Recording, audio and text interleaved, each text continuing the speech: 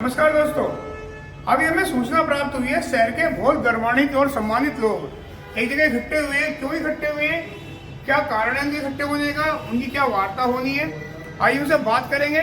और अभी हमें पता लगा है तेजपाल पोसवाल जी, पूर्व सभासद, कुलदीप सैनी जी और रविंदर जी ये इकट्ठे हुए हैं। और क्यों इकट्ठे हुए हैं, क्या कारण है, इनके क्या विचार है, क्या ये करना चाहते हैं, एक बार इनसे बात करेंगे। सबसे पहले कुलदीप जी, स्वागत आपका। आपका धन्यवाद बहुत बहुत। रविंदर जी, आपका भी स्वागत। धन्यवाद। और हमारे पूर्व सभासद पोसवाल जी, आपका भी स्वागत। धन्यवाद साहब। क्या कारण है कि इतने लोग इकट्ठे हो रहे हैं और समाज में ऐसी क्या समस्या आ गई कि आप लोगों को इकट्ठे होने की जरूरत पड़ी? यहाँ शहर में बहुत तरह तरह से शहर का विकास ना होकर के विनाश हो रहा है।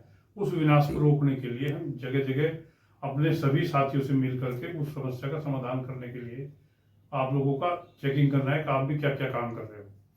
देखिए, हम तो कड़वी बात करते हैं और हमारा काम कड़वी बात करने का है। हम हौसला न्यूज है, आप हमारे संरक्षक भी है। और मगर एक बात और भी है, अब ऐसा क्या कारण पड़ा कि अब आपने राजनीति दोबारा शुरू कर दी? मुझे राजनीति तो इसलिए शुरू करनी पड़ी कि यहाँ शहर में विपक्ष बिल्कुल मर गया। विपक्ष कुछ कहने को तैयार नहीं है, सुनने को तैयार नहीं है। रोजाना सरकारी संपत्ति को बेचा जा रहा है, हर तरह से मतलब जो है शहर को नुकसान पहुंचाया जा रहा है।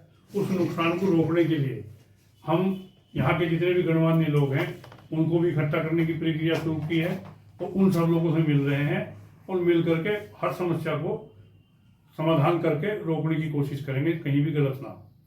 एक सूचना हमें मिली है कि आप एक पूर्व सभासदों को संगठन इकट्ठा कर रहे हैं, क्या ये सही है? बिल्कुल, हम पूर्व सभासदों की कमेटी बनाने वाले हैं। जनवरी में घोषित कर देंगे कौन अध्यक्ष होगा, कौन सचिव होगा, लेकर के शुरू से जब से सभासद यहाँ नगर पालिका बनी है और आज तक के सब सभासदों को साथ लेंगे। उससे लाभ क्या होगा? उससे लाभ ये होगा, एक तो जो नगर पालिका में जो भी नई कमेटी बन के जाती है उस अनट्रेंड लोग होते हैं, काम सही नहीं कर पाते, पुराना को मतलब वहाँ मौका जाने का मिले, उन लोगों से बात करने का मिलेगा। तो वहाँ सबसे पहले तो जो एक सही काम नहीं हो रहा उसको सुचारू रूप से करवाने के लिए पुराने लोगों का उनको सहयोग मिलेगा। मतलब आप ये कहना चाहेंगे कि पुराने सभासदों को अनुभव नए सभासदों को मिले, जिससे नगर पालिका का विकास भी अच्छा हो, शहर का विकास अच्छा हो, ये कहना चाह रहे हैं? हाँ जी, शहर का विकास जब भी होगा जब पुराने लोगों को नए लोगों का मतलब जो नए लोगों को पुराने लोगों का सहयोग मिलेगा, सही बात को उन्हें जानकारी होगी। अभी तो जो नए लड़के गए हैं बन के वहाँ, जितने भी सभासद बन के गए हैं, उन्हें यही पता नहीं कि किस नियम में हमें क्या बोलना, किस नियम में हमें क्या करना है। सारे यंग बेचारे, और तो एक भी नहीं गया। तो इस वजह से हमें जरूरत पड़ी कि पुराने लोगों को इकट्ठा करके और नगर पालिका की समस्याओं का समाधान निराकरण कराने के लिए हम काम करें। इस कमेटी में कौन कौन लोग होंगे, पूर्व सभासदों, कुछ के नाम बताएंगे आप? हाँ, इस पुरानी कमेटी में सबसे पहले जगमोहन शर्मा, रविदत्त शर्मा, रविदत्त सैन और अपने जितने भी पूर्व सभासद हैं, मतलब आप भी हैं उसमें, आप तो पत्रकार हो गए, आप भी हैं, मैं भी हूँ, और जितने भी सतीश हैं, अपना कई और पुराने अनुभवी लोग हैं, ये सभासद हैं। जितने भी पुराने अनुभवी लोग हैं उन सबको लिया जाएगा। राजवीर शर्मा, शशि गुप्ता, क्या गजेंद्र कौशिक, क्या इनमें होंगे? सब होंगे इसमें। जो ना गजेंद्र कौशिक, शशि तोमर तो नहीं रही, लेकिन उनका बेटा है वो हमारे साथ है, हमारे साथ रहेगा। और शशि बहन जी हैं, शशि गुप्ता देवेंद्रपुरी से, ऋषिपाल की घरवाली वो बेटी की बहू रही, तो ऋषिपाल जी हमारे साथ होंगे। और उधर से त्यागी जी हैं, मतलब जो है तेल मिल से, वो हमारे साथ होंगे। सारे पुराने जितने भी सब हमारे साथ हैं और साथ होंगे, क्योंकि हम काम शहर के विकास के लिए कर रहे हैं, विनाश के लिए नहीं कर रहे।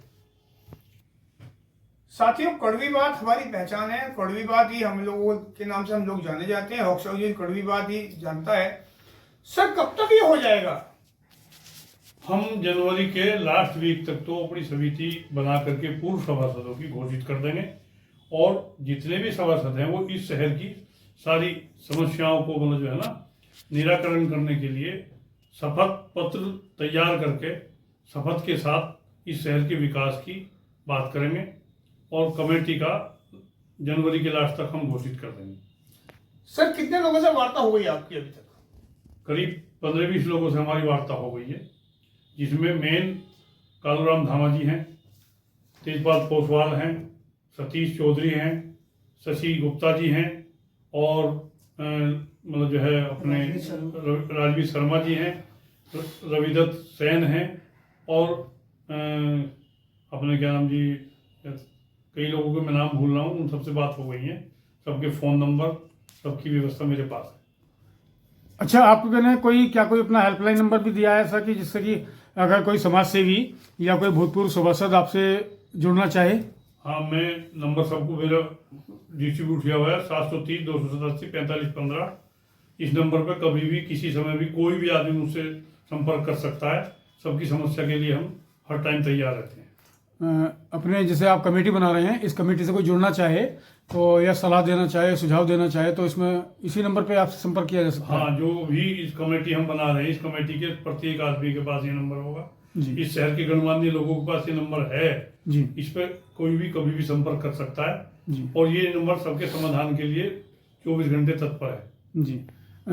अब बात करते हैं हमारे सर, एक जी मसला और था जी मोदी कॉलोनी का। जी। आपने इस विषय पे कई बार पहले भी बात की है, इस विषय पे हम आगे भी बात करेंगे। आपका कहना यह है कि जो मोदी की संपत्ति है ये मोदी की नहीं है, सरकारी है जी। क्या ये सच है? मोदी की संपत्ति जो है जितनी भी है सारी की सारी सरकारी है और गैर तरीके से इन्होंने अपने स्कूल बना रखे हैं और यहाँ जितनी 26 कॉलोनी है ये सब की सब मतलब जो मजदूरों को सरकार ने दी है, इनको तो केवल एक इन कॉलोनी को बनाने के लिए और देख रेख करने के लिए, इन्हीं की सुविधा के लिए मतलब जो मेरा नियम का जो मतलब जो है ना सभासद भी पहले से जागरूक हैं, इन्होंने भी कई बार मुद्दे उठाए और हमने भी मुद्दे उठाए और हमारे पास बिल्कुल परमानेंट मतलब जो तथ्य हैं उन तथ्य को तहसील तक, जिला अधिकारी के पास तक, सबके पास पहुंचाया, लेकिन कोई भी आदमी उस पर गौर नहीं कर रहा। मोदियों को हित मतलब जो वो दे रहा है सारा। बात करें कुलदीप सैनी जी से। कुलदीप सैनी की संपत्ति अगर मोदियों की नहीं है और सरकार की है तो मोदियों का हक क्यों? सन 2016 के अंदर जब यहाँ, अगर मैं सही हूँ तो नगर पालिका के एग्जीक्यूटिव ऑफिसर राम प्रसाद जी हुआ करते थे, जिनके खिलाफ एक बार भ्रष्टाचार का आंदोलन भी बस अड्डे के ऊपर हुआ था कि वो भ्रष्टाचार में बहुत ज़्यादा लिप्त थे और फिर उसका ट्रांसफर हुआ। उसी वक्त में भारत सरकार के, बल्कि उत्तर प्रदेश सरकार के कहना चाहिए मुझे, उमाशंकर और बिहारी लाल काले जो शासन में सचिव स्तर के लोग हैं, उनके 2 लेटर्स और उन पर अग्रिम कार्रवाई होकर शासन के माध्यम से डीएम को होते हुए नगर पालिका मोदी नगर को पहुंच चुका था कि ये सारी की सारी सरकारी संपत्तियां हैं जो मोदियों की तथाकथित 26 कॉलोनियां कही जाती है। मोदी तो केवल इन कॉलोनियों को बनाने के लिए कंस्ट्रक्टिंग एजेंसी थे, केयर टेकर एजेंसी थे।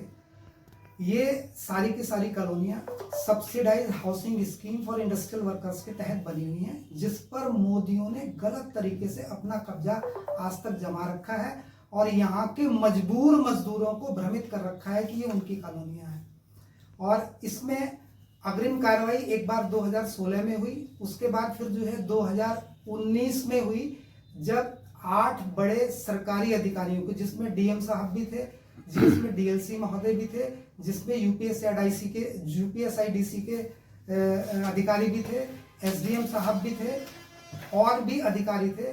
ये कमिश्नर साहब के ऑर्डर्स के बाद एक बार फिर से नगर पालिका को ये ऑर्डर हो चुका था कि इनका रेगुलराइजेशन करवाया जाए, लेकिन बड़े दुख की बात है कि आज तक उसका रेगुलराइजेशन नहीं हो पाया। और अभी फिर लगभग 3 महीने पहले इनको फिर से शासन से एक लेटर प्राप्त हुआ है, जिसकी कॉपी हमारे पास भी है, जिसमें नगर पालिका को कहा गया है, उसमें एग्जीक्यूटिव ऑफिसर्स को भी और जो नगर पालिका अध्यक्ष हैं उनके लिए भी अप्रत्यक्ष रूप में ये आदेश हैं कि जल्दी से जल्दी इन 26 कॉलोनियों का जो भी उचित न्यायोचित जो है निस्तारण हो सकता है किया जाए। मजदूरों के पक्ष में जो मजदूर यहाँ पर रह रहे हैं न्यायपूर्वक से मेरा कहने का, जिन्होंने मोदी की मिलों में काम किया है, जो मोदी मिल के मजदूर थे, उनके नाम में इनका रेगुलराइजेशन किया जाए। लेकिन बड़ा दुख है और इसमें शायद ये मोदी नगर के शासन या प्रशासन या फिर राजनेता भी इस चीज का इंतजार कर रहे हैं कि अब से पहले जो 2 महीने पहले शत्रु संपत्ति को लेकर एक बहुत बड़ा आंदोलन हुआ था, उसी आंदोलन की शायद ये इंतजार कर रहे हैं, ये बड़े दुख की बात है कि शासन प्रशासन बिना आंदोलन के किसी भी मांग को सुनने को तैयार नहीं होता है। शत्रु संपत्ति आंदोलन 67 दिन चला, 67 डेज। बबली गुजर ने आंदोलन किया, मेहनती थे, वास्तव में किया, इसमें कोई शक नहीं है, क्योंकि हम पत्रकार होकर भी अगर सच को सच ना कहेंगे तो हम पत्रकार नहीं है, हम वास्तव में कहीं ना कहीं गलत हैं। तो इसमें कोई संदेह नहीं कि बबली गुजर ने बहुत अच्छा आंदोलन किया। मगर एक सवाल है, सवाल ये है कि आप लोग आंदोलन करेंगे क्या? बिल्कुल, ये एक जो है सार्वभौमिक सत्य है, यूनिवर्सल ट्रुथ है, जिसे कि जो है आम आदमी की भाषा में, हिंदुस्तानी भाषा में कहा जाता है कि बिना रोए तो माँ भी दूध नहीं पिलाती। और आज ये कहावत भी पुरानी हो चुकी है। आज तो ये है कि बालक जो है माँ का दूध पीने के बाद भी उपद्रव करता रहता है। उपद्रव की जरूरत होती है तभी माँ द्वारा दूध पिलाती है। उस उपद्रव का सीधा सा अर्थ है कि धरना प्रदर्शन के बिना हो ही नहीं सकता इस समस्या का समाधान। तो क्या हम ये माने कि शहर में एक आंदोलन और तैयार होने वाला है जो कि मोदियों की संपत्ति को लेकर, क्योंकि आधा शहर मोदियों की संपत्ति में जुड़ा हुआ है। मोदी पवन से लेकर देवेंद्रपुरी, महेंद्रपुरी, शिवपुरी को छोड़ दें तो अगर पूरा शहर कहीं ना कहीं मोदियों की संपत्ति में घिरा हुआ है। क्या मोदियों की संपत्ति को लेकर कोई आंदोलन शुरू होने वाला है? मोदियों की जो आवासीय कॉलोनी है उसमें 1/3 मोदी नगर जो है निवास करता है। और अगर मोदियों की फैक्ट्रियों की जमीनों को भी ले लिया जाए तो आधा मोदी नगर उसी में ही है, जिस पर मोदियों का युग अपना खत्म हो चुका है। मोदियों को सरकार ने एक विशेष पर्पज के लिए, इंडस्ट्री लगाने के लिए और इंडस्ट्री से जुड़ी हुई जो कार्य हो सकती हैं, जितनी भी गतिविधियां हो सकती हैं, जैसे कि मकान बनाना, जैसे कि बच्चों के स्कूल बनाना, उसके लिए दी थी। और मोदी ने अब उसका पहले सदुपयोग किया, अब उसका दुरुपयोग कर रहे हैं। और इसलिए सारी सरकारी संपत्ति है, या तो सारी सरकारी संपत्ति सरकार में निहित होनी चाहिए, वरना उसका अधिकार, आवासों का अधिकार तो मजदूरों को मिलना चाहिए, फैक्ट्रियों का अधिकार, यहाँ का जिला स्तर का प्रदर्शन, जैसे कि अभी पीछे सुना भी था कि मोदी पवन की जमीन को भी इंडस्ट्रियल जोन बनाने के लिए जो है सरकार ले चुकी है। इसी तरह से बाकी जितनी भी, चाहे वो मोदी कपड़ा मिल की, चाहे वो मोदी स्टील की हो या अन्य जगह की, जहाँ कहीं भी फैक्ट्री की जमीन खाली पड़ी है, मोदियों की सरकार को अपने अंडर ले लेनी चाहिए और वहां पर इंडस्ट्रियल जोन डेवलप करने चाहिए। हमारे साथ तेजपाल जी हैं। तेजपाल जी, आप राजनीति में सक्रिय रहे, हमेशा राजनीति में सक्रिय रहे, क्या किसी आंदोलन की झलक दिखाई देने वाली है? कोई आंदोलन होने वाला है? जैसे आपने अभी बताया था और सैनी जी ने बताया अभी कि कोई आंदोलन छिड़ सकता है, क्या ऐसा संभव है? ये हम उस आंदोलन की ही भूमिका बना रहे हैं। यहाँ शहर को धीमे धीमे सभी को जोड़ रहे हैं। आंदोलन यहाँ 67 दिन वाले से भी ज्यादा बड़ा होगा, क्योंकि यहाँ सरकारी संपत्ति को बेचा जा रहा है।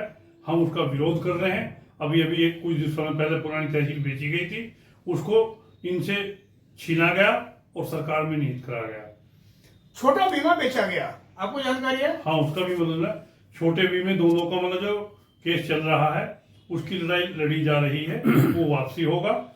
सरकार के बहुत सारे SDM DM उसमें धरे जाए, क्योंकि इस मतलब जिले स्तर के जितने भी अधिकारी हैं, चाहे वो GDA है, चाहे वो DM लेवल का है, चाहे वो SDM लेवल का है, वो सब के सब पूंजीपतियों को समर्थन कर रहे हैं, मजदूर को बुरी तरह से त्रस्त कर रहे हैं। कुलदीप सैनी जी चुनाव लड़े थे, चेयरमैन का अध्यक्ष पद का चुनाव लड़े और आपने लोगों को बहुत समझाने की कोशिश करी। क्या जनता समझ नहीं पाती? कुछ मोहर लगी हुई है कुछ लोगों पर, वही लोग जीतते रहे पहले भी, क्या ऐसा सच है ये? आपने कहा कि मैंने चेयरमैन का चुनाव लड़ा, बिल्कुल सच बात है। लेकिन चुनाव लड़ने के लिए जो है 3 चीजों की आवश्यकता होती है, मैन पावर, मनी पावर और तीसरा आपका मैनेजमेंट। भगवान की दया से हमारे पास जो है मैन पावर भी थी, हमारा मैनेजमेंट जैसा भी था, लेकिन मनी पावर नहीं थी।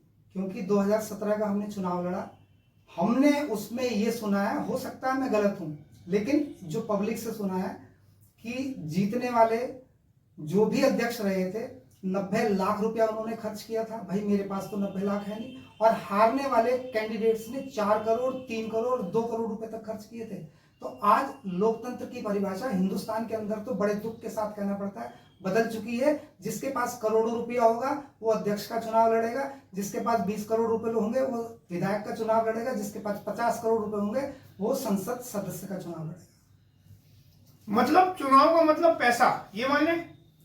बिल्कुल, ये एक जो है ऐसा सच है जिसे कहते हुए हमें भी शर्म महसूस होती है, क्योंकि लोकतंत्र की परिभाषा के अंदर पैसा कुछ भी नहीं है। लोकतंत्र का मतलब है जनता की ताकत, जनता सबसे बड़ी होती है। लेकिन जनता भी शायद किसी प्रकार से भ्रम में आ चुकी है। जनता को भी जागरूक होना पड़ेगा, वरना लोकतंत्र नाम का ही रह जाएगा। चलिए, हॉक्सआई न्यूज कड़ी और सच्ची बात करता रहे और भविष्य में भी करता रहेगा, क्योंकि हमारा काम है। नवनीत जी हमारे साथ हैं। नवनीत तोमर जी मेरे जिला प्रभारी हैं, मेरठ मंडल के अध्यक्ष हैं। नवनीत जी पूरा मेरठ मंडल देखते हैं, इसमें कई जिले आते हैं। और नवनीत जी, सबसे पहले आपका धन्यवाद, आपने हमेशा हमें सहयोग किया है। और एक सवाल और, अभी हमारे पोसवाल भाई जी ने जिक्र किया था कि कपड़ा मिल की जो डिस्पेंसरी थी वो जो है बेच दी गई। इसी के साथ साथ मैं तेल मिल की डिस्पेंसरी की भी बात करूंगा। इसी के साथ साथ मैं बात करूंगा कि जो भैंसा घर की जमीन है उसकी भी बात करूंगा। इसी के साथ साथ मैं ये बात करूंगा कि हरमुखपुरी गेट नंबर 2 के साथ एक महाजन वकील जी हैं, उनके सामने करीब जो है 40 बीघा जमीन मोदियों की है। मोदियों की नहीं है, वो सब सरकारी जमीन है। क्योंकि अगर मोदियों ने अपने आप भी जमीन खरीद ली थी तो क्योंकि वो इंडस्ट्री पर्पस के लिए थी, वो इंडस्ट्री पर्पस के होने की वजह से अब वो सरकारी जमीन की डेफिनेशन में आती है। वो सारी जमीनें यहाँ के लोकल नेता ही बिकवा रहे हैं और उन्हीं नेताओं का भविष्य खत्म हुआ है। हमारे जैसे गरीब लोगों का हो सकता है, चाहे मैं हूं, ओसवाल जी हूं या अन्य कोई हो सकता है, उनका जनता फिर किसी ना किसी दिन स्वागत जरूर करेगी। चलिए, आपसे बहुत अच्छी बात हुई। बहुत बहुत धन्यवाद। जय हिंद, जय भारत, जय हॉक्सआई न्यूज। जय भारत, जय हिंद।